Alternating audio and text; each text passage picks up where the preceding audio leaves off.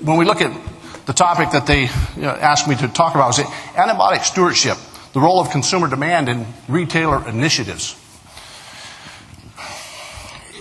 The beauty of this topic is that we've been talking about it for the last 2 days, and that consumers are part of the equation when we talk about antibiotic stewardship. The role of the consumer in this political environment and everything else, in the words of Donald Trump, it's huge. Huge. Bigly. It's bigly. It's bigly, and it's growing. But what do they want? That's always the question. What is it that they want? And it's a moving target on us. But we know they want no antibiotics in their food.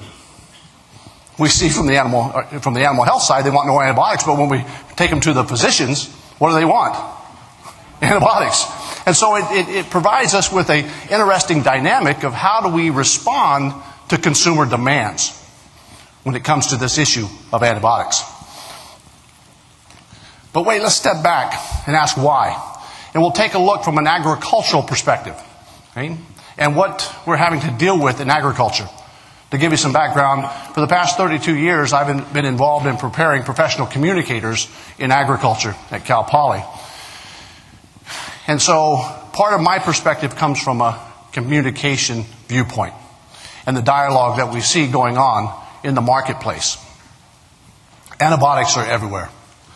And much of the dialogue is taking place in the media, social and otherwise. And that's where consumers are getting their information, whether it's correct or incorrect. That's where they're going, and they're getting it on their phones. And so their depth of understanding, perhaps, is waning. They don't understand what we're talking about. And it's in part because we have conflicting objectives in food production. We have a portion of the consumer market that wants organic, and they're very serious about the organic nature of their food production. Some are fine with conventional or what I would call modern food production. We have conversations going on about big and small, where their food's grown, local or international. And that provides us some challenges because we have to understand what that conversation oftentimes circles around. And it's not about antibiotics when you peel it back, because we're dealing with a very vocal minority in what they want in their food. It's not so much about antibiotics, so much as that is a talking point to promote a vegan or vegetarian agenda. And so when we look at animal proteins, what we're trying to combat with this antibiotic issue is an issue that they use as a talking point. How do we use antibiotics and animal proteins, but yet they would prefer that you not use animals at all. And that message then becomes more difficult for us to deal with. But let's understand, the vegan community represents less than 1% of the population in America, but they're very vocal. All you have to do is type in antibiotics, type in animal proteins, and who's going to rise in the Google Analytics? And oftentimes it is not us. It's a very aggressive, very assertive, very sophisticated messaging machine out there who are looking to destroy animal agriculture in the United States. And some take that issue from a health perspective and they make a dietary choice in the marketplace. Others are making an ideological or an ethical or a moral choice in their minds for how they consume or how they behave in the marketplace. And so frustration exists. Frustration exists for not only retailers, but also the consumers as well, because they get confused in the marketplace. They're not sure what to do. When they look at the labeling, when they look at the definitions, they really don't understand what the labels mean. Beyond that, we have to know that we have a science literacy challenge. And Pew finds out that is more predominant as we look at age and education. The more educated you are, the more scientifically literate you are. As scientists, veterinarians, physicians, nutritionists, pharmacists in the room, you are science people. You understand and appreciate peer-reviewed research. You understand clinical trials. You understand the data. But what we're having to deal with is a population that does not. But yet, they're driving the conversation through the social media and media otherwise. They're very aggressive at it as well. And so we have to keep that in mind as we move forward with this issue of antibiotic resistance. The World Health Organization, almost 2/3 of the people believe that antibiotics could be used to treat colds and flus. And you face that all the time as you deal out there. They don't understand what antibiotics are. They just don't want them. It's a no society. No fat, no sugar, no antibiotics. Nothing. Pretty soon, I'm not sure that we couldn't be feeding them cardboard. And they'd be happy with that because there's nothing there. Americans' limited knowledge about science to be a major problem for the scientific enterprise. And food production is a scientific enterprise. Sure, there's an art and an appreciation for the culture of agriculture and food production, but it is a science. And as such, we value the scientific message. We value the use of science to help drive not only our production decisions, but our business decisions as well. But the consumer doesn't see that the same way. Market shifts as pressure mounts.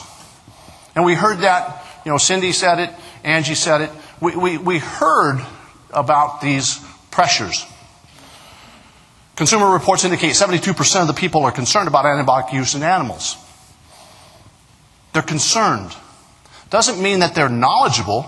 They're just concerned about the use of antibiotics.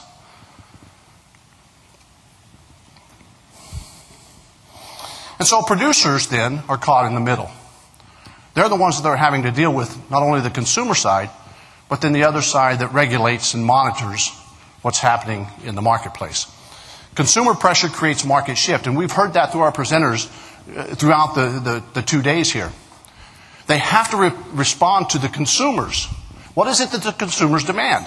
And the beauty of it is that agriculture, American farmers and ranchers, have throughout history responded to what consumers want. Without fail, they have provided them cheap, wholesome, nutritious, affordable food. As you know, less than 10% of our disposable income is spent on our food here in America. We've done a tremendous job of that. And that's part of the frustration. We use less water. We use less chemicals. We use less inputs to produce more food on less acres than ever before in the history of mankind. As it's been said, by 2050, 9.2 billion people will be on the planet. We have to produce as much food from now to 2050 that we have produced in the last 10,000 years. That's an incredible challenge. The funny part about that, in reality, is that the issue becomes a little bit more complex when we look at caloric production. We produce enough calories in this country and in this world to feed those people, but then how do those calories get to the people in terms of distribution, waste, that type of thing? And so there's a variety of ways that we can look at solving that big, hairy problem of 9.2 billion people coming to the planet. And this becomes just part of it as well. When the consumer puts the pressure on the marketplace, then the retailer responds. And we've seen that in the marketplace in terms of the packaging, in terms of the labeling. It's natural, it's organic, it's wholesome. Whatever the semantics are on the labeling, retailers are responding to what the consumers want. And as such, that puts pressure on producers. Because ultimately, retailers want to make sure that the supply chain is full and that producers can provide that supply chain with the products that they need and want, the ingredients and things in that chain. And sometimes even the retailers are confused about what that means. As you've heard of Subway demanding antibiotic-free in their meats and their proteins. And when you try to talk to them about that, and they go, well, wait a minute, we didn't mean no antibiotics. Okay? in terms of not raised on antibiotics. It's just the use of antibiotics in their products that they're trying to purchase in that supply chain. And so there's even confusion among some of the retailers.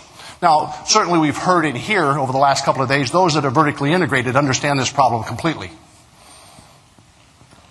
And so they too are responding to the demands of the marketplace. And the marketplace for the retailers is extremely competitive. And the margins are very narrow. And so they're trying to capture market share. And that pressure then falls back to the producer. Producers are concerned with keeping animals healthy, the mortality, and the expense.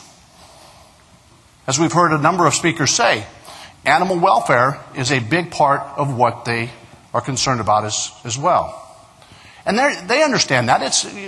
Producers, it's not lost on them that the consumers want something.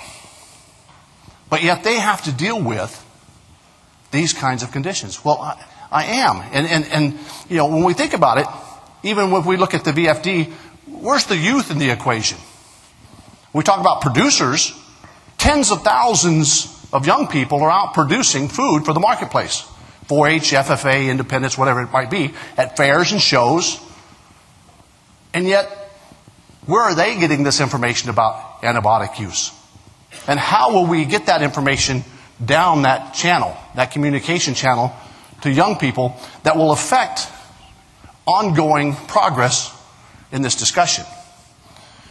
And so sometimes, even though we bring many brilliant people together who are thoughtfully and ambitiously working at solving the problem, there are still some more people we need to have in the room. We need to have more producers in the room to talk about how do we respond to this at a boots-on-the-ground level. But you say you want antibiotic-free meat. And that's what the consumers are saying. They want antibiotic-free meat. As informed and intelligent scientists, you know, the producers say, we've done that. We've done that. We've provided you a product that is antibiotic-free. The standards exist. FDA, USDA, all of those folks have standards for withdrawals and residues. So we've done it. What more do you want from us? The standards are met. We're trying to do that, and we're meeting them on the farm. And we have lots of evidence to suggest that. But the consumers, it's lost on them. Because, again, it's based on that science, illiteracy, their true understanding of what the issue is. And so then also the consumers will say, well, we want animal welfare.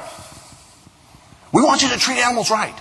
We want you to humanely raise these animals. And, again, we have to understand that we're dealing with a very vocal fringe in animal production. And it's the animal rights side. And we understand that there's a difference between animal welfare and animal rights. Some would suggest that animal rights are that you just turn all animals loose. There's no ownership. There's nothing. They're free to do as they will. That's a very extreme view, but it's a very vocal view. And we've had to deal with that out in California in Proposition 2. We know that HSUS was big in that space. And in that campaign on Proposition 2 on animal welfare, they used very emotional responses. They used emotional videos, oftentimes showing videos that didn't even relate to the initiative that was on the ballot. But they were powerful, powerful images. And in agriculture, how did we respond? And in California, we were the low-hanging fruit. And we were the low-hanging fruit for a group like HSUS or the animal rights movement. And they come into that space very quickly. They gain traction. They're very sophisticated at it. And they got the electorate to respond. As you know, California, we lost that initiative. Agriculture lost that initiative by 63%. 63% of the California voters voted in favor of Proposition 2 in terms of how we raise chickens and eggs and, sows as well, veal calves, which were really not a big part of that overall issue. In agriculture, as they wrestled with this, we tried to wrestle with it using scientific data and logic. but we're dealing with consumers who do not respond favorably to scientific data and logic. And so the emotional response oftentimes has a bigger play. And what's more emotional than your food? You see, that's how we interact with consumers, because food is something that feeds your soul. It's something that is part of you. It's part of what defines you, how you interact with food. Food provides us comfort. It provides us satisfaction and nourishment. And so the relationship we have with our food is a very personal one. And we have to understand that as scientists and producers, how people interact with it. Well, the producers will say, well, we do that. We invite you. We invite you to come out, take a look, see how we're raising our animals. Come to the farm. We are responding. How? Responsible use protocols are in place. Training is in place for employees. J.S. West Farms, poultry producers in California, went so far as to put cameras in all their colonized pens. They responded to the initiative, spent millions of dollars retrofitting their pens so that they were colony pens for their birds. And they put cameras on their birds 24 hours a day. And you could go on the internet at any time of the day and watch those chickens.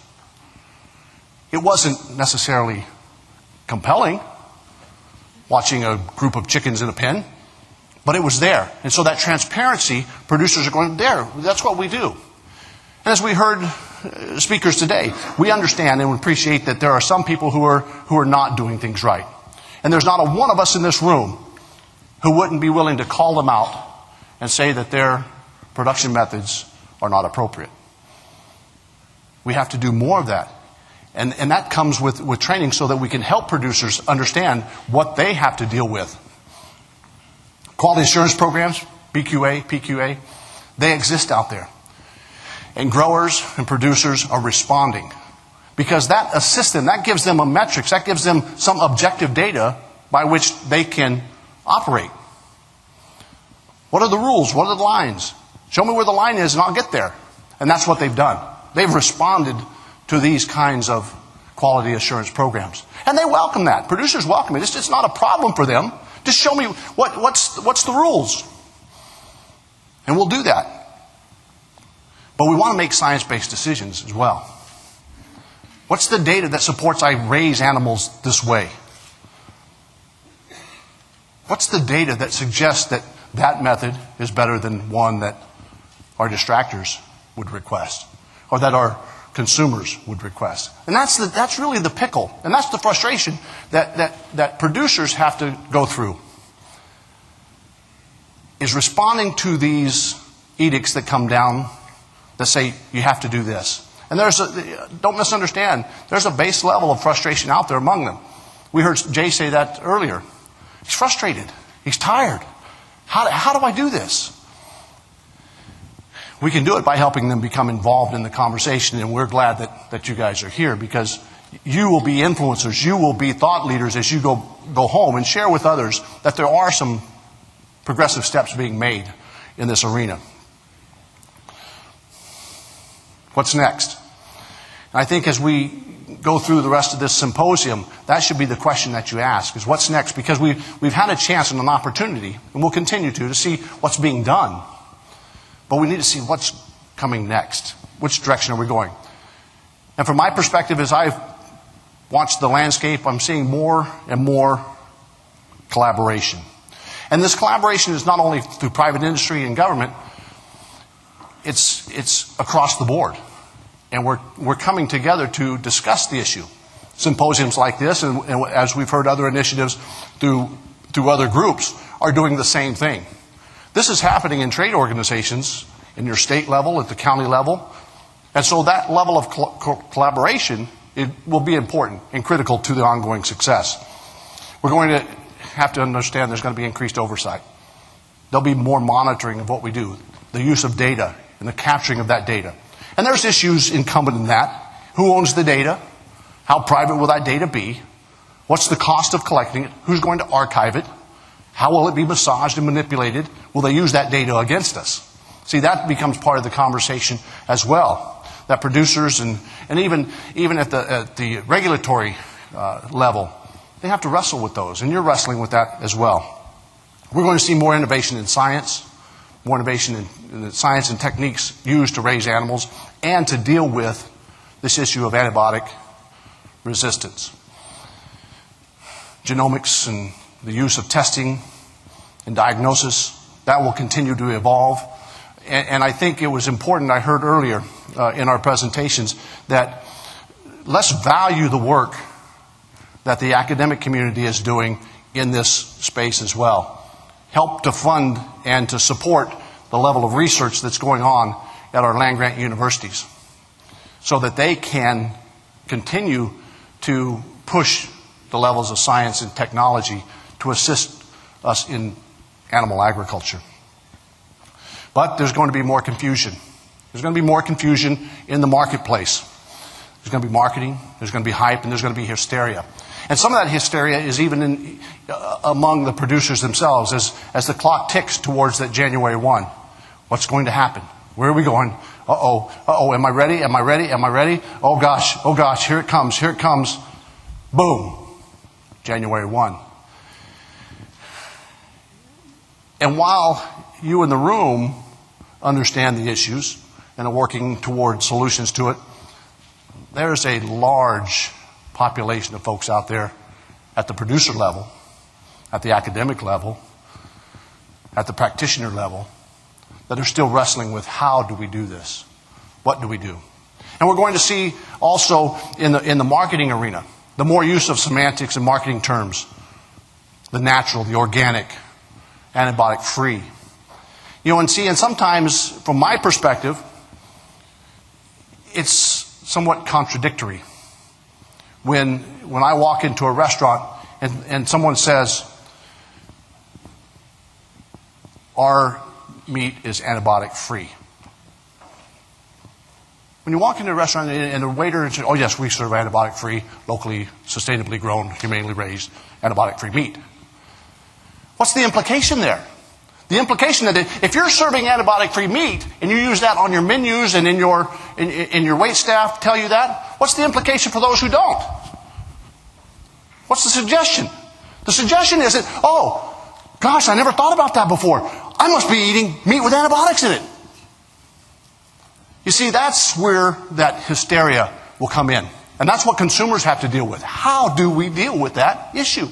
And sometimes we're our own worst enemy because we're trying to be competitive in a marketplace that is hyper-competitive. And so you're going to use whatever little advantage you can make.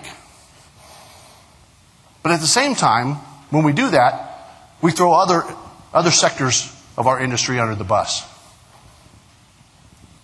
Interesting to go back to the California issue. While the issue was primarily on poultry, the dairy and the beef folks, when that initiative came up on Prop 2, they said, oh, no, that's the poultry folks, that's the egg producers, that's their problem. But that was a naive response to that initiative because it really wasn't about chickens at all. It's about incremental legislation. And incremental legislation, that's just their first kind of leaf on the tree that they're going to grab, the first piece of fruit. And then they're going to come at you and tell you how not only to produce chickens, then they're going to tell you how to produce hogs, then they're going to tell you how to produce cattle, then they're going to tell you how to dairy, produce milk. All through the legislative process if we're not careful. And so we in the industry have to be careful how we respond to that consumer need and the voice that we hear out there of the radical fringe. You make a difference. And going forward, education and communication will be the key to your success with consumers and retailers. As we've heard in the presentations here today, we see some similarities, and we see some triangulation, some things that are happening that if it continues, we're going to get there. We will get there, and we will wrestle with this issue, and we will come up with a solution. It won't be tomorrow, because the problem didn't start overnight, and the solutions won't come overnight. But if we believe that we want to be part of the solution, then education and communication will continue to be key. And a number of our speakers have indicated that to us. And so while you might be the expert, how can you share your expertise with others who are not? What will you commit to as you leave the symposium and you go home with your colleagues, your families, your neighbors, the people who trust you? Because ultimately, when we look at the issue of trust, and we have some challenges with that as we look at the election cycle and we look at government, and people like to say, oh, you can't trust government, big corporations, big farming, big agriculture, factory farms, we can't trust anybody. And that's what we hear, right? You hear that all the time. But wait, in this room, we have government. We have big agriculture. We have big pharma. But what we have are people. And when you can look people in the eye and tell them what you're doing to solve this problem, and you can be honest and you can be transparent, then success will be achieved. And I tell my students at Cal Poly, agriculture is a multi-billion-dollar industry in this country. It's very complex, many facets. It takes a lifetime to try to understand certain nuances of the industry. But when you boil it all down, we're a people business. We're a people business caring for people. And that's what we need to tell consumers. We care about you. We want you to be well. We want you to be healthy. We want you to be able to afford your food. And we want to be able to provide you a domestic food supply. See, because that, we heard others, we will export our productivity if we're not careful.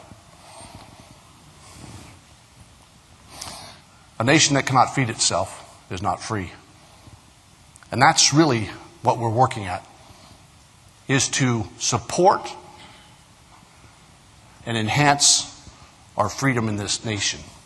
Because if we begin to rely on other countries to feed us, that poses a whole different complex set of issues. Personally, I don't want that. I don't want to have to rely on another nation for my food, because I know that American farmers and ranchers are working to address the issues that I care about with my family. My boys raise livestock. We do it humanely, sustainably, and healthy. And I feel comfortable that when someone buys our animals and our protein, that it's safe and it was done right. And that's what I know, even though we're small producers, I know that even the large producers in the room and the large food companies are working to that same end. And so let's keep this in mind as we move forward. I appreciate the dialogue that we've been hearing today. It's honest, it's open, it's transparent. We're trying to learn from each other.